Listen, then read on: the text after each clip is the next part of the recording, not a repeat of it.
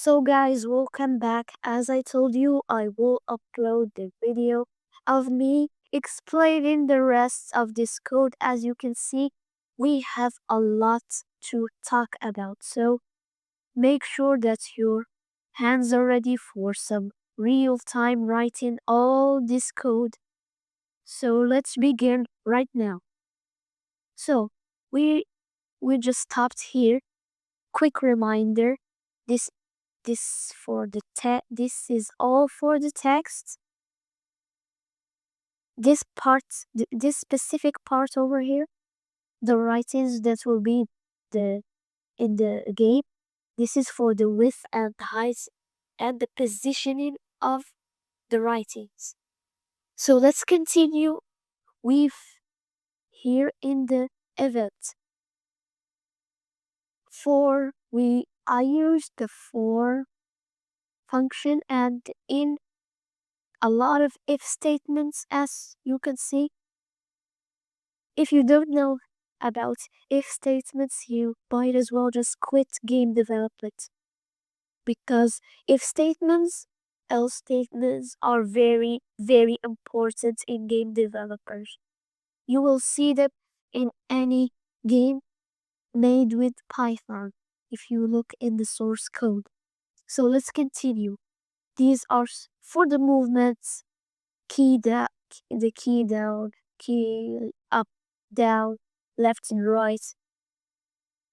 So the thank you screen. The thank you screen is when we press the quit button that shows the thank you screen. It's it's true, it will run. While run, thank you for playing, it will display that in white. Actually, I don't want it in white, but we'll fix that later. This is the name list, the developer, me, graphics, my sister, sound, me, testing, my sister. Special thanks to my sister who helped me. So let's continue. This is all belongs to the name. This is not very important to know. You, even a baby, could understand this. So let's continue. This is 2 is for the events. This is for the quits. So here we load the high score when the game starts. When the game starts, we display on the top right his last high score, and in the top left the time he's done during gameplay. And here, that's all. The I used a while function, and if not function, and a return function. So here, show the thank you screen if the player quits. The player quits not during gameplay because it's impossible to quit during gameplay. So if the show thank you screen if the player quits. That's all. And here the player movements, I think. No, the time and start time, elapsed time, the gameplay time. This is all for the time except for this. The width and height of the player again. It's important to add it.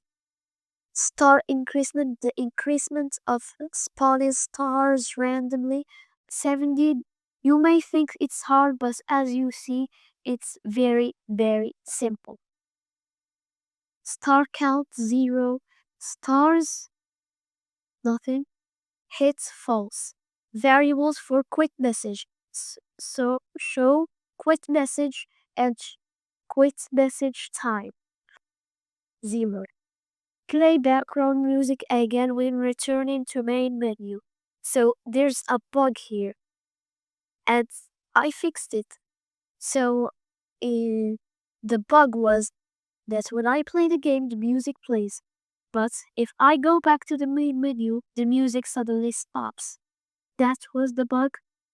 And if you will do it in another way, I'm sure you will encounter this bug. So be sure to learn this part of the code. Let's continue.